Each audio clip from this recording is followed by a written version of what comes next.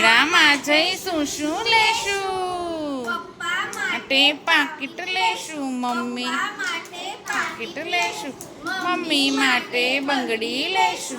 Mummy માટે બંગડી લેશું. ફૈલા માટે ઢીંગલી લેશું. બેન માટે ઢીંગલી લેશું. ફૈલા માટે બેટ લેશું. ફૈલા માટે બેટ લેશું. ચાલો જોવા જઈએ મેળો, ચાલો જોવા જઈએ.